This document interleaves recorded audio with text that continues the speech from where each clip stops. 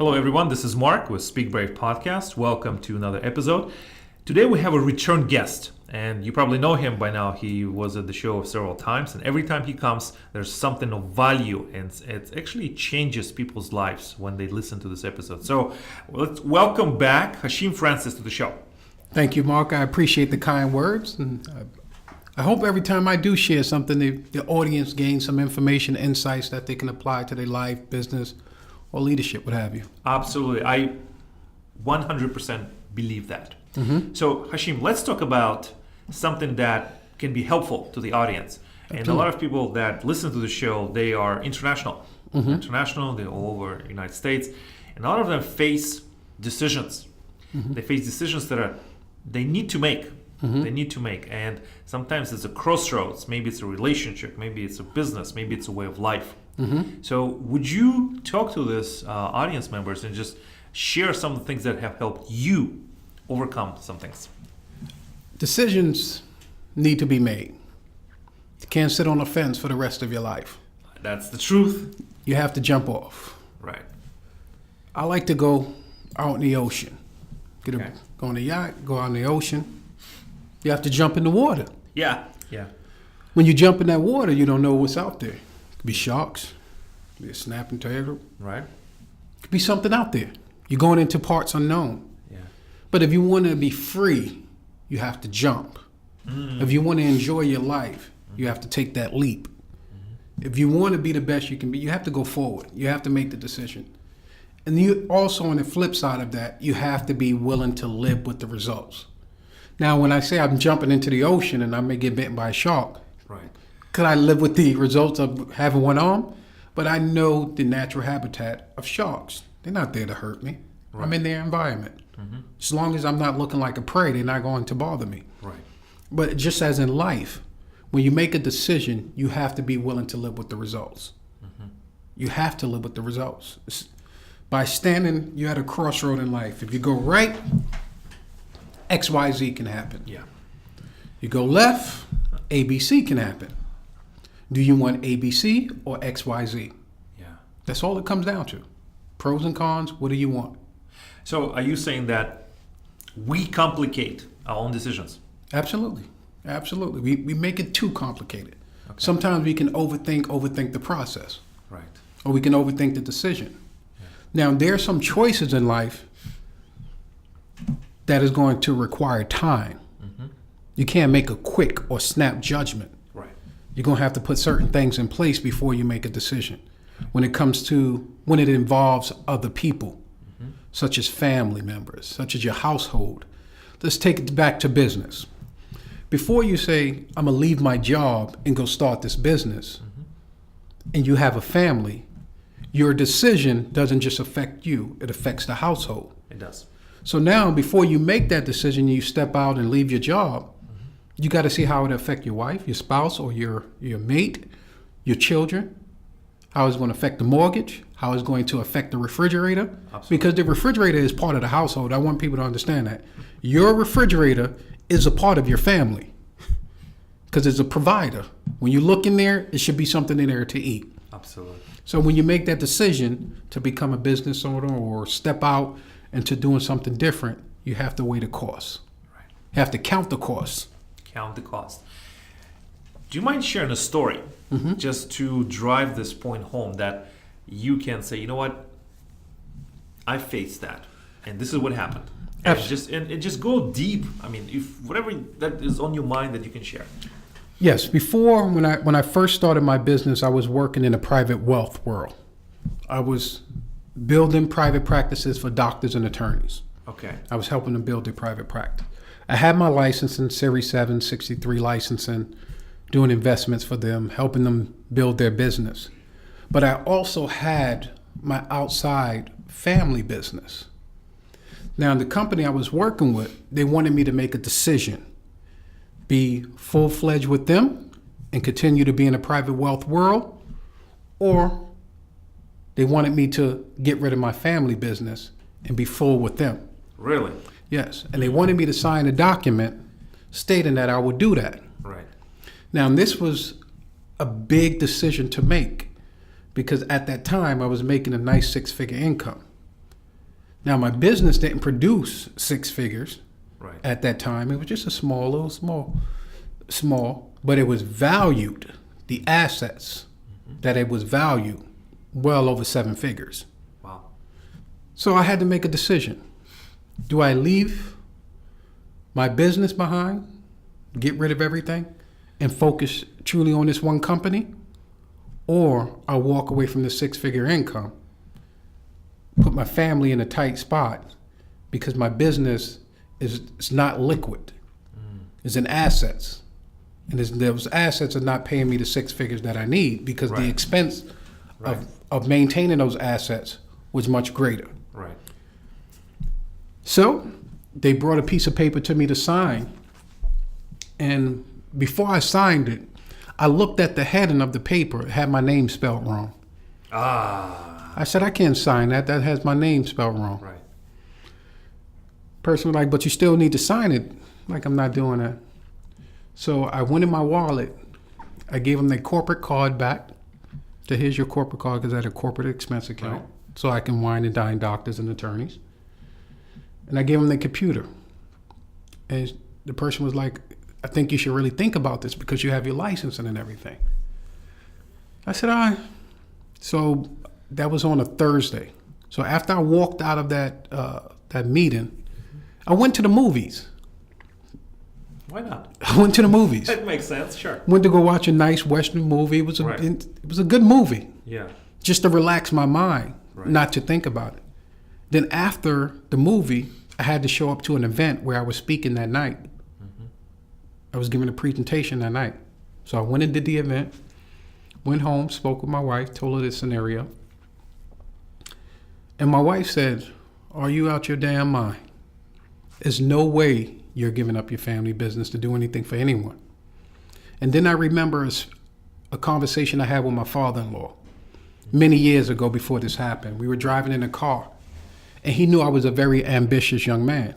He knew I had aspirations. He knew I was very ambitious. Right. And he shared a story with me about a CEO of a company that during his retirement that he met. During his retirement speech, he looked at the audience and he looked at all the young people in the audience, all those people saying, I want his position, I want his spot.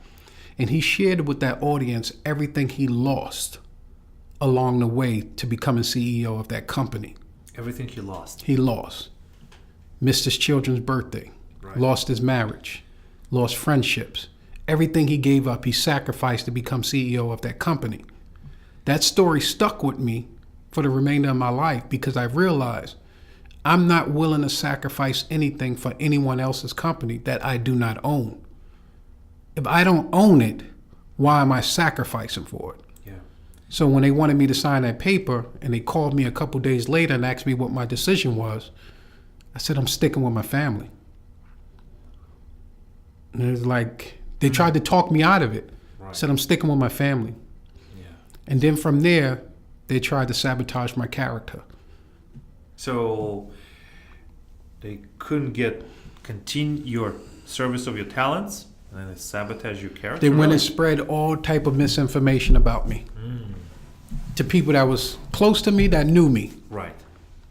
But that's, I mean, how do you respond to that? I didn't have to because the people they shared that information with knew who I was. Right. They knew my character. This character is something you can't hide.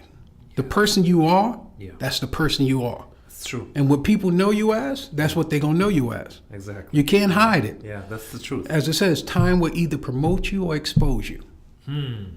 Either promote you or expose you. Yes. That's the truth. Yes. You could be nice for a little while, but that a-hole got to come out sometime.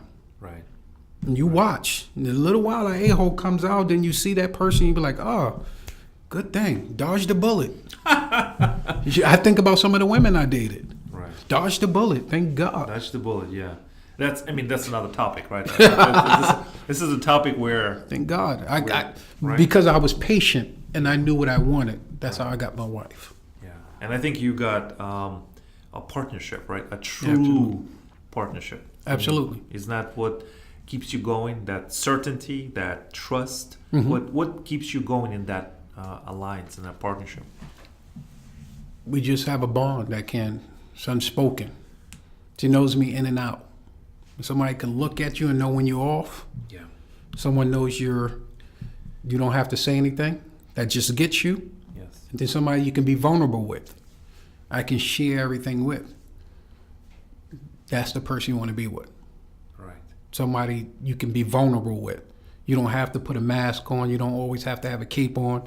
Sometimes you can feel frustrated.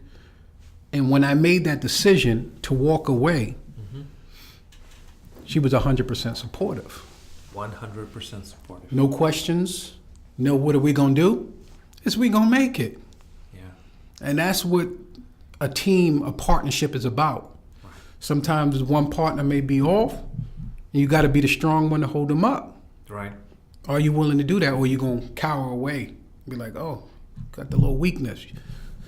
I spotted a chink in your armor. Right. And then you just let the person fall by the wayside. But no, when you have a partner to be like, I'm going to polish you up. Don't worry. We're here together. I'll hold this up until we get back to where we need to be. That's what a partnership, a team is about, is building together, buying into the mission. Right. Once you sold out for it, you don't get lost. Yeah. So now we're fast forward where we are now, right? And can you tell us the results of your decision? The results of the decision from then, that little small nucleus of a business Right. grew into so much more, so many more companies, so much more assets. Right. But during that time period, to be honest, I lost $1.4 million in that time period. When I made that decision, Right. I lost a six-figure income. I was too anxious during that time to build the business up that I made. Too anxious? Yes. I wanted to get back. I wanted the cash flow to come in. I got too anxious and I made some bad business investments. That cost me $1.4 million. I see. Now, That's ouch. That's big ouch. it's not ouch for me. It's learning. It's a learning experience. It's 1.4 million learning experience. And all of my mentors around me was like, you're going to lose your first million anyway. Welcome to the club. Right. Right. And if you're crying over $1 million that you lost, you're in the wrong business. Yeah. It's part of the process. My mentors lost tens and 20s of millions of dollars. So they're not, that little 1.4 was nothing. But to me, it was big. To me and my family, yes, it was big. It put us in a bind. But you know what? We never complained. We never threw a pity party. And you're probably the fifth or sixth person in the world I know that. Wow. Because we didn't cry about it. Because we knew what it would take. If we was willing to make the risk, make the decision, as we spoke about earlier, if I was willing to make the decision, even though those investments were bad, Right. I can't cry. It's just a part of nature. The market changes, the cycles changes. I just made the investment at the wrong time. Wow. So You know, you this is so emotional. Just listening to you. Appreciate it. This is emotional, and I think you vulnerable. You willing to share what it takes. You have to. Right. You got to. Most people look at someone successful, Right. right, or somebody success is personal. Let's just clarify that, redefine that. What you consider success, I may consider a different success. Right. So success is personal. Everyone has Yes. their own definition of success. People look at somebody and be like, that's the success they want, or they want to be like that person. In my lifetime, I never said I wanted to be like anyone, because I realized in order to be like somebody, you have to walk in that person's shoes. Right. And those trials and tribulations that they go through in life, are you willing to go through them? And you don't know the true cost. Yes. The true cost. You don't know. No. It's not publicized. It's not visible, and it's not always easy to get. But you have to share the struggles. Right. You have to share your obstacles so people know it's not all a bed of roses over here. With some thorns in there. Yeah. You cut, scratch, emotionally, you have to be strong. When you invest in a business and you lose money, you have to be emotionally strong. Your emotional IQ has to be high. Right. If not, you can get, I could have been bitter. So how do you recommend to others that we can say, okay, I hear you, Hasheem. There's something that's going on in my life, in my business. How do I build the emotional resilience now? That when I face those choices, that I can, you know what, I'm better prepared. I don't know if I'm going to handle it, but I'm better prepared. Keep learning, keep growing. Everything goes back to learning and growing. Right. Is the more you continue, you stay in that mode of learning mode. Learning, it's very expensive. Some things in life you're going to learn through trials and tribulations. Some you can learn through someone else's experience and glean a little Right. capital. But as I was growing up, my mother always said, pay attention. That's the equity you're going to have to pay in order to get where you need to go. Pay attention. Your attention. Where's your attention being placed? What are you putting your attention to? So if you're focusing your attention on, oh, I just lost this, or this risk, or this is difficult, that's all you're going to see. If you take your attention and say, okay, let me focus on what the end goal. Okay, I still see the end goal. Yes, I'm right here. I made this. I fell, bruised my arm, lost a couple bucks, but there's the end goal. Oh, it looks so beautiful over there.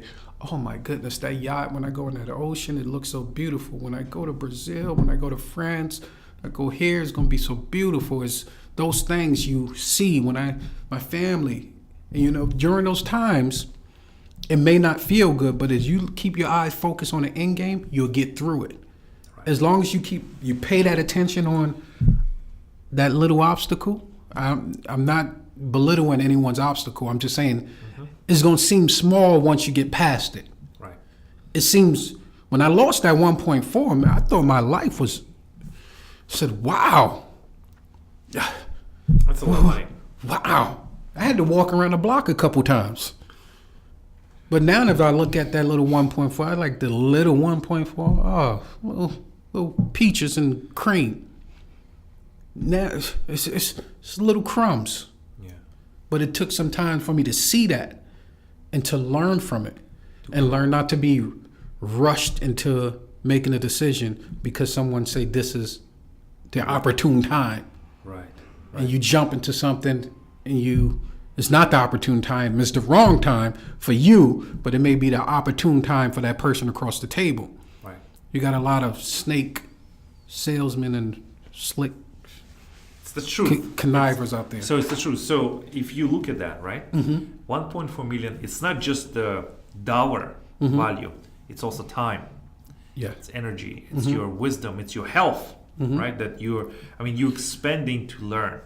And everyone learns this lesson on their own terms. For someone it's $10 million. For somebody it's $1,000, right? I mean, for someone it's more because would you agree that in the United States or in general, in the Western world, we place emotion into money? And that's the wrong thing to do. Do you agree with that? Yes. Or am I wrong? They put too much emotion into money. Okay. Money is an idea, it's a paper. Right. It's a form. Money, people look at their bank account and they get emotionally attached to it. What you can do when you look at your bank account and you see what you have there, the assets you have, all that is telling you how much service you gave to the market. That's all money is how much service and value you add to the market. You gave to the market. Exactly. Meaning from your service, from your occupation, exactly. Learning, what? That's your value. Okay. How much value do you bring to the market? Okay. That people are willing to invest their dollars with you. I understand. Or you work for a company. How much service are you bringing to that company? And how much value do you bring to that company? Some people undervalue themselves. Some people be working for a $1 billion corporation, but that $1 billion corporation only paying them $90,000, $20,000, but they're worth so much more what they bring. That person just haven't understood what their value is. Once they wake up and realize what their value is and the things that they bring to the table, they'll grow. Yeah. Bank account will change. How much service and value you bring to the market. So what is that trigger that allows us to remember, but also if we are currently undervaluing ourselves, maybe when we look at our portfolio of our talents and services, right? We may be doing really well here, but we are weak over here. So what's that trigger that you would say that we need to, to change? I'll keep it PG, but I'll say F your weaknesses. F your weaknesses? I don't really care about your weakness. I don't really care about that. I care about the only person I care about your weakness is your competition, the enemy, your competitors. Right. You shouldn't even care about your weakness. Right. I'm not going to focus too much on my weakness. I'm going to put all my time into my strengths. How do I make that pearl shine? How do I make my strength shine? I don't care who. People focus too much on their weakness, right, that they fail to realize their strength. Right. They spend so much time looking at their weakness, crying over their weakness, dancing with their weakness, having a pity party with their weakness, that their strengths is sitting over in the corner and be like, oh my goodness, if this person ever wake up, right, we can get something done. Yeah. If this person ever realize I'm sitting over here in the corner, they have the talent, they have the ideas, they have what it takes, right, but they so focused on their weakness. Oh, I don't know how to write good. Yeah. Oh, I don't know how to work a computer. Yeah. Oh, I don't know how to put a camera. Yeah. Who cares about that? Nobody does. There's somebody out there that know how to do it. Absolutely. If you focus on your strength will create the income that you need so you can pay somebody that can do all the writing you want. Exactly. Someone could do the computer for you. Somebody could do the video for you. You don't have to focus on that. Right. I love that. Hasheem, we're coming to the end of this episode. And yes, sir. Like I said, this is high value, high pay, fast paced, and I think it's a tremendous treasure. Share with us what is next for you, and then how can people contact you to work with you? Well, what's next for us? We are working on several book projects to help the leaders, the entrepreneurs, overcome these challenges, right, overcome these setbacks that they have, and how to make those decisions. So we're working on a couple book projects: Built to Prosper for entrepreneurs, Built to Prosper for leaders. We're also working on a health book because we understand that the entrepreneurs and the leaders, they work so much, they fail to take care of their health. Your body is very important. When I went through my trials and tribulation, my wife and I, we made a very conscious decision to take care of our body. Because during that time, you can get very stressed out and it can affect your body to where you can't produce. That time period, we stopped eating meat. We took care of everything that we need to take care of our health, and we got better. We didn't get bitter and stressful. We got better, right, so we could be more productive, right, to be able to overcome those challenges. So we're working on several projects to be able to help entrepreneurs and leaders so they can overcome those challenges. But you can find us on all the social media platforms, Hasheem Francis or Deborah Francis or Built to Prosper Companies, or you can go to www.btpcompanies.com. btpcompanies.com. Thank you so much for sharing that information. I will be sharing that when this episode is released, so people can contact you and work with you, because I think there's a lot of value. Thank you. Thank you, Hasheem. Thank you for spending the afternoon with us, and I will see you next time. And don't forget to speak brave.